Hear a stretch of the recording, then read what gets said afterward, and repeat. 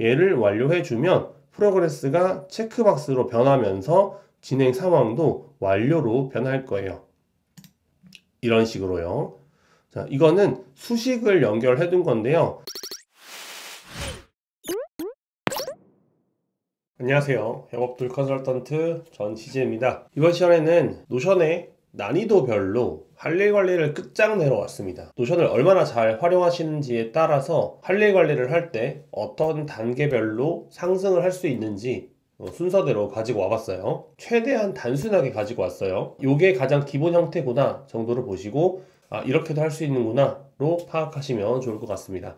1단계예요. 1단계는 아주 예전에 만들어서 공유를 한 주간 플래너이고요. 이 주간 플래너에 보시면 가장 기본적인 체크박스 블록으로 주간 할 일 관리를 하는 형태인데 월요일부터 금요일까지 일정과 할 일을 구분할 수 있고 뉴 스케줄이라는 버튼을 누르면 이제 일정이 튀어나와서 오늘의 일정 쓰고 할 일 쓰고 그리고 내일 일정 보고 할 일 보고 이런 식으로 만들어져 있습니다. 밑에 데이터베이스는 사실 없는 거나 마찬가지이고 월요일부터 일요일까지 사용할 수 있다라고 보시면 됩니다. 장점은 아주 단순하게 월요일부터 일요일까지의 직관적으로 일정과 할 일을 볼 수 있다는 게 가장 큰 장점이고요. 단점은 자동화를 한다거나 데이터를 모아서 통계를 낸다거나 이런 것들은 불가능합니다. 그냥 눈에 보이는 형태로만 가져가는 거기 때문에 직관적으로 쓰고 싶으신 분들에게는 추천합니다. 실제로 저도 이 템플릿을 2년 정도 사용을 했어요.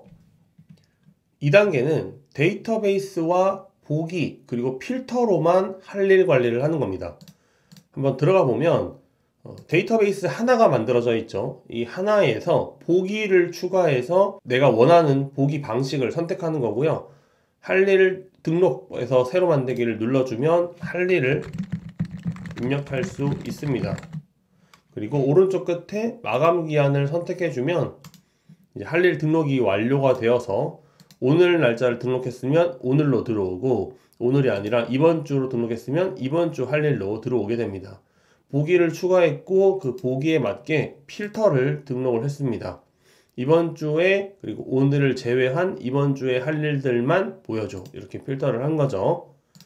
그리고 완료된 할 일들만 모아볼 수 있게도 하고 캘린더 형태로 할 일을 제가 이번 달에 해야 할 일들 목록 그리고 완료된 할 일 목록 그리고 주간으로 내가 어떤 일을 해야 되는지도 볼 수 있게 되어 있습니다. 데이터베이스 하나를 가지고 만드는 거기 때문에 보기를 추가하고 필터 또는 정렬만 가지고 내가 원하는 데이터들을 뽑아서 볼 수 있게 만듭니다. 데이터베이스라는 걸 배우면 가장 기본적으로 해볼 수 있는 단계예요. 여기까지가 초보 수준의 단계라고 저는 생각하고요. 초보 수준의 단계. 다음은 3단계입니다. 3단계는 데이터베이스 보기 추가, 필터 그리고 링크된 데이터베이스가 추가됐어요. 앞에 2단계에서 데이터베이스와 보기, 필터를 잘 다룰 수 있다면 링크된 데이터베이스를 추가해서 좀 더 직관적으로 파악할 수 있습니다. 데이터베이스를 썼는데 똑같이 데이터베이스 하나를 썼어요. 2단계와 같이 할일DB라는 데이터베이스 하나를 썼고 대신에 2단계와 차이점이 뭐냐면 2단계에는 내가 원하는 이 보기 방식을 보기 위해서 하나하나 선택을 해야 되죠. 클릭을 해야 됩니다. 그런데 3단계에서는 클릭하지 않고 한 화면에서 내가 보고 싶은 화면들을 직관적으로 모두 파악할 수 있다는 거죠.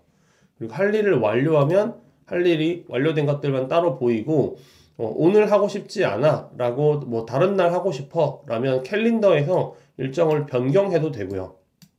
이런 식으로 그리고 할 일, 완료, 전체, 그리고 타임라인까지 한 페이지에서 모두 다 볼 수 있다는 게 장점입니다.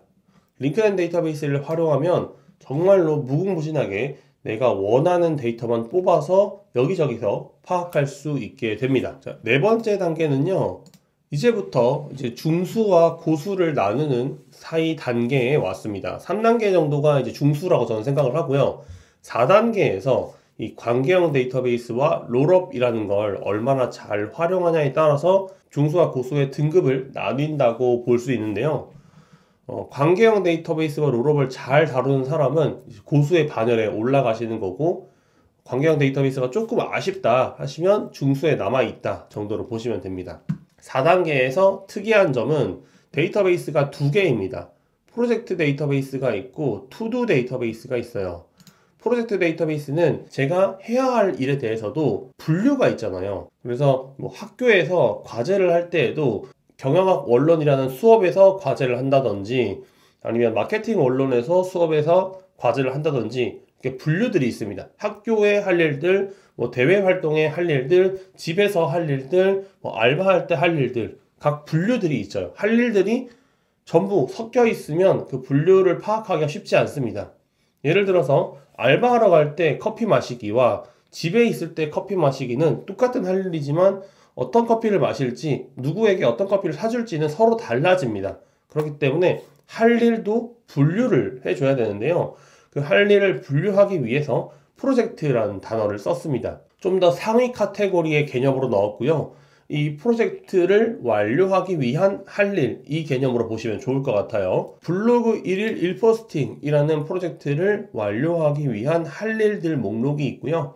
이 할 일들을 넘겨주면 진행률이 올라가는 것까지가 4단계입니다.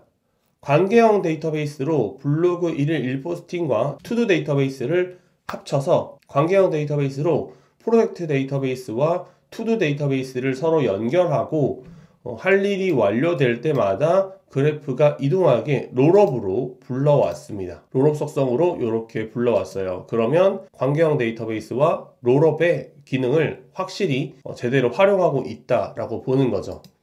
그 외에는 링크드인 데이터베이스와 보기 추가, 필터 등을 활용해서 페이지를 만들었습니다. 최대한 직관적으로 만들기 위해서 이런 식으로 만들었고 맨 위에 이 인박스에는 제가 할 일을 등록할 때 새로 만들기 버튼 누르고 태스크를 입력한 다음에 프로젝트를 선택하고요. 그 프로젝트의 마감일까지 설정해주면 인박스에서는 사라집니다. 그러면 방금 등록한 태스크가 여기 들어오죠. 여기에 일정도 함께 들어오고요. 그리고 보드 보기로 이 프로젝트가 시작 전인지 진행 중인지 완료인지 직관적으로 파악할 수 있고요. 진행 중이라면 몇 % 완료했는지 이건 몇 % 완료했는지 직관적으로 파악할 수 있습니다. 갤러리 형태로도 진행 중인 것들만 따로 모아서 볼 수 있고요. 할 일은 캘린더 형태로 모아서 보게 만들었습니다. 완료하면 페이지에서 사라지게 필터링을 걸어뒀고요. 완료된 할 일들은 따로 모아서 봅니다. 전체에 들어가면 할 일, 완료한 할 일과 완료되지 않은 할 일들을 한 곳에 모아서 볼 수 있어요. 이런 식으로 데이터베이스와 링크드인 데이터베이스, 관계형 데이터베이스와 롤업까지 활용하는 것이 4단계입니다. 마지막은 5단계예요. 수식까지 활용하는 건데요. 제가 템플릿을 만들 때 가장 많이 활용하는 기능들이기도 하고 앞에서 유튜브에 올렸던 가계부 템플릿, 다이어리 템플릿, 프로젝트 관리, 할 일 관리 이런 것들이 전부 다 이 기능들이 섞여서 조합되어서 올라가 있습니다. 지금 보여주고 있는 이 템플릿은요, 실제로 제가 라이브를 한 적도 있기 때문에 유튜브 라이브에서 이 영상을 찾아보시면 이 템플릿을 똑같이 만드는 방법을 보실 수 있습니다. 원리를 설명해 드리면 마스터 뷰로 보는 게 제일 좋은데요. 이 골 DB와 할 일 DB가 서로 관계형으로 연결되어 있습니다. 그래서 블로그 1일 1포스팅이 이 아래에도 보여지는 게 보이시죠? 수식으로 연결이 되어 있어서요. 이 할 일을 완료할 때마다 프로그레스가 자동으로 올라가게 만들어져 있습니다. 다시 보실게요. 블로그 1일 1포스팅이라는 프로젝트의 할 일들이 6개가 있어요. 이 6개 중에서 3개가 완료되었으니까 블로그 1일 1포스팅에는 50%가 완료됐다고 보이시죠? 할 일을 완료하면 프로그레스가 올라가고요. 완료하면 또 올라갑니다. 그리고 이 프로그레스가 완료되면 지금 아래에 있는 인간성이나 책 50권 읽기처럼 프로그레스 자체가 완료되면 진행 상황도 자동으로 완료로 바뀌도록 만들어 두었습니다. 그러면 생산성까지 한번 완료를 해볼게요. 얘를 완료해주면 프로그레스가 체크박스로 변하면서 진행 상황도 완료로 변할 거예요. 이런 식으로요. 자, 이거는 수식을 연결해 둔 건데요. 진행 상황이 완료되면 프로그레스에 수식을 올려줘라. 수식이 완료되면 진행 상황을 완료로 바꿔줘라. 이런 식으로 수식을 걸어뒀어요. 데이터베이스와 링크된 데이터베이스, 관계형 데이터베이스 수식을 모두 활용할 수 있다면 노션의 기능들을 전반적으로 잘 활용할 수 있는 거고요. 이제 초고수의 반열로 올라가기 위해서는 다른 사람들이 요구하는 기능들을 가장 최적화된 방식으로, 그리고 가장 효율적인 방식으로, 상대방은 더 쉽게 알아들을 수 있게 가장 단순한 방식이지만 강력한 방식으로 만들어내는 게 초고수의 반열로 올라가는 형태라고 보시면 됩니다. 앞에서 말씀드렸다시피 이 템플릿은 아래에 있는 라이브 영상에서 따라 만들어 볼 수 있기 때문에 이 영상까지 참고해 주시면 좋을 것 같습니다. 오늘은 할 일 관리를 할 때 난이도별로 1단계부터 5단계까지 어떤 기능을 통해서 할 일 관리를 할 수 있는지 소개를 드렸는데요. 현재 여러분들의 난이도가 나는 3단계만 쓸 수 있어, 5단계까지 쓸 수 있어 라고 얘기하시는 것보다는 가장 좋은 거는 자기가 쓰고 싶은 기능을 구현하는 게 사실 가장 좋습니다.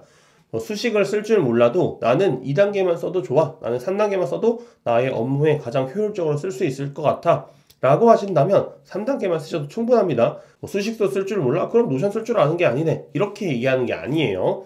여러분들이 스스로 내가 제일 잘하는 방식, 내가 제일 좋아하는 방식, 그리고 나에게 가장 최적화된 방식으로 노션을 사용하는 게 좋기 때문에 굳이 난이도에 얽매여서 내가 이거 하나 하겠다고 수식 배우고 관계형 데이터베이스 배우고 이렇게 하실 필요는 없습니다. 단지 본인의 업무에 맞게, 본인의 상황에 맞게 사용하시는 걸 추천드리면서 오늘은 여기서 마치겠습니다. 본인은 몇 단계가 가장 유용한지 그 이유와 함께 댓글로 남겨주시면 좋을 것 같습니다. 다음 시간에 만나요. 안녕.